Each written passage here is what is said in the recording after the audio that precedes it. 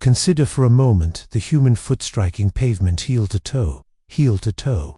In that ancient rhythm we inherited from our earliest ancestors who walked out of Africa and across continents, walking has been sold to us as the perfect exercise, the gentle remedy, the activity that will carry us gracefully through our later decades. And there is truth in this. Walking moves blood, awakens the cardiovascular system, brings us into sunlight and air. But here is what the research reveals that should give us pause. After the age of 60, walking alone becomes a kind of comfortable deception, a singular conversation with our bodies when what we desperately need is a richer dialogue across multiple dimensions of movement. The human body does not age uniformly. While walking preserves certain capacities, it quietly allows others to atrophy in the shadows. Think about the mechanics involved. We move forward in essentially one plane, the sagittal plane, propelling ourselves in a straight line with relatively predictable forces. Our feet know where the ground will be. Our muscles contract in familiar sequences. The vestibular system in our inner ear, that remarkable biological gyroscope,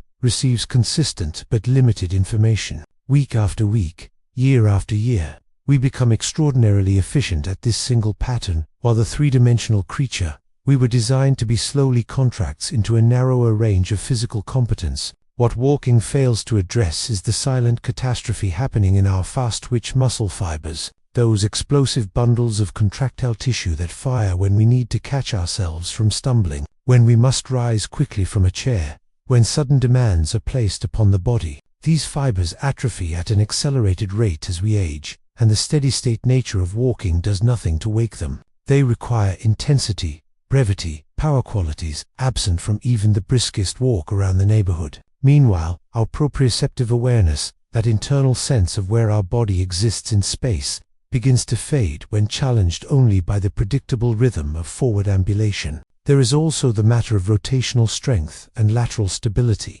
Our ancestors did not simply walk, they twisted to gather, reached overhead for fruit, lowered themselves to the ground and rose again, stepped sideways across uneven terrain, caught their balance on unexpected surfaces. Modern walking, especially on smooth sidewalks and paths, removes nearly all of this variety. The deep stabilizing muscles of the core, the intricate network of tissue that keeps our spine safe during complex movement, receives minimal stimulation. The muscles that pull us sideways, that rotate our torso, that control descent against gravity, these begin their quiet twitch into weakness, and so we arrive at a crucial understanding.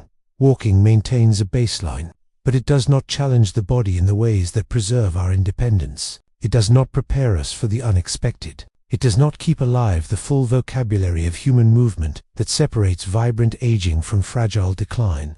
The statistics tell a story that should reshape how we think about health after 60. Each year, 1 in 4 adults over 65 will fall, and of those who fracture a hip, nearly half will never return to their previous level of independence. But these numbers mask something more profound happening in the nervous system, something that begins years before the actual fall occurs. There exists a deterioration so gradual we barely notice the slowing of signals between brain and muscle, the dimming of sensory receptors in our feet and ankles, the weakening of that split-second conversation between perception and reaction that keeps us upright when the world shifts unexpectedly beneath us. When a younger person begins to stumble, their body responds with remarkable speed. Muscles fire in precise sequences within milliseconds. The ankle adjusts, the knee stabilizes, the hip shifts, the arms reach out, all of this orchestrated by a neuromuscular system that has been rehearsing these saves since childhood. But this protective reflex depends on two critical qualities that walking cannot preserve: explosive strength and rapid neural transmission, the ability to generate force quickly. What exercise scientists call rate of force development declines steeply with age unless we specifically train it. A muscle that can contract slowly and steadily for a long walk may lack entirely the capacity to fire fast enough to prevent a fall. Then there is the quieter loss of proprioception, that remarkable sense that tells us where our limbs are without looking, that informs us of surface texture and slope through pressure receptors in our feet, that maintains our orientation as we move through space. This internal GPS relies on constant challenge and variation. When we walk the same paths at the same pace, these sensors receive repetitive, predictable input. They begin to dull. The nervous system, always efficient, allocates fewer resources to processing information it considers routine. We become less sensitive to the subtle feedback that warns us of uneven ground, of a shift in surface stability, of our own body drifting off center. Fear enters the equation in a particularly cruel way. After a close call or an actual fall, many older adults begin to move more cautiously. They narrow their base of support. They avoid challenging terrain.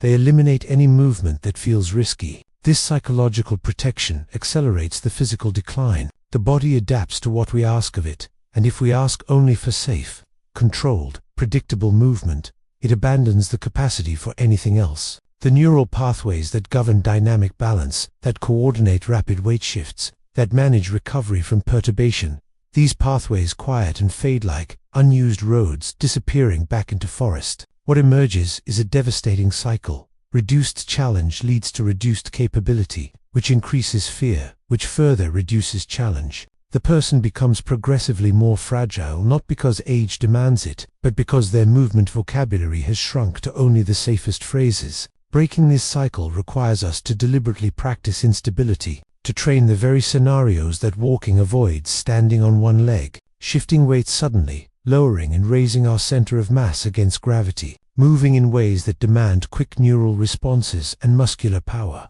When muscle tissue contracts against significant resistance, something remarkable occurs that extends far beyond the muscle fibers themselves. The stressed tissue begins to release signaling molecules called proteins that travel through the bloodstream and communicate with distant organs: the liver, the pancreas, the bones, even the brain. This is why contemporary research increasingly views skeletal muscle not merely as the machinery of movement, but as an endocrine organ, a gland that secretes chemical messages influencing metabolism throughout the entire body. One of these myokines, interleukin-6, released during muscle contraction, enhances insulin sensitivity in ways that persist for hours after the exercise ends, allowing cells to absorb glucose more efficiently and reducing the inflammatory state that characterizes so much of metabolic aging. The bones respond to this muscular tension with their own adaptive process. Unlike the steady, limb-packed forces of walking, resistance exercise creates sufficient mechanical stress to trigger osteoblasts,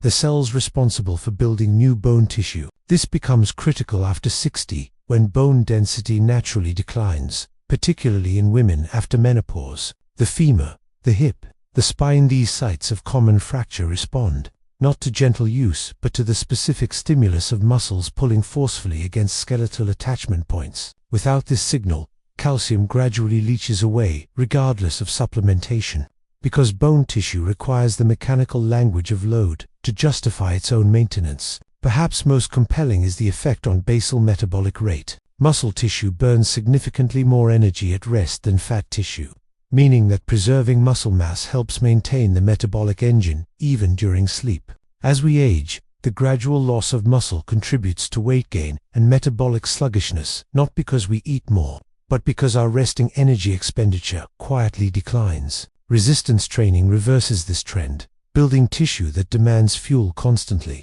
that keeps the metabolic fire burning at a rate walking alone cannot sustain. The first pattern addresses perhaps the most fundamental movement of independent life, the ability to rise from sitting without using our hands. This transition from chair to standing requires a precise combination of leg strength, core stability, and dynamic balance that walking never demands. When we practice variations of the sit-to-stand movement, lowering ourselves slowly to a chair and rising with control, perhaps progressing to a lower surface or holding a weight at our chest, we activate the quadriceps, glutes, and core musculature in ways that build genuine functional power. This is not strength for its own sake, but strength that translates directly to getting off the toilet independently, rising from a car seat, standing from a restaurant booth without assistance. The eccentric lowering phase, that controlled descent against gravity, PROVES, particularly valuable for building the muscle tissue and neural control that degenerates fastest with age. The second essential pattern involves single-leg stability work, which sounds deceptively simple until you recognize that every step we take requires a moment of standing entirely on one foot. Yet most older adults never deliberately practice this fundamental skill. Standing on one leg for even 30 seconds challenges the entire balance system. The muscles of the ankle that make micro-adjustments, the hip stabilizers that keep the pelvis level, the proprioceptive sensors that relay constant information about position and sway. Progressing this movement might involve closing the eyes to remove visual input, reaching the arms in different directions to shift the center of mass, or standing on an unstable surface. Each variation speaks to different aspects of the neuromuscular system that prevents falls. The third pattern encompasses controlled, reaching, and rotational movements that take us out of the forward-backward plane that walking inhabits. Reaching overhead while maintaining a stable base. Rotating the torso while the hips stay anchored. Stepping laterally while lowering the body. These movements preserve the three-dimensional mobility and core strength, essential for real-world tasks like placing items on high shelves, turning to look behind while standing, or navigating around obstacles. There is a philosophical dimension to movement in later life that transcends the purely physical, though it manifests entirely through the body. Each time we ask our muscles to generate force, each time we challenge our balance, each time we move with intention through ranges of motion that daily life no longer requires, we are essentially refusing to let the conversation between our conscious will and our physical capacity grow silent. This is what distinguishes vibrant aging from passive decline, the continued insistence that the body remain responsive to the mind's commands. That intention can still translate reliably into action. The nervous system is perhaps the most adaptable tissue we possess, capable of forming new connections and strengthening existing pathways well into advanced age. But it operates on a fundamental principle. What is used is maintained, what is neglected is pruned away. When we stop asking our bodies to move powerfully, to balance on narrow bases of support, to coordinate complex multi-joint actions,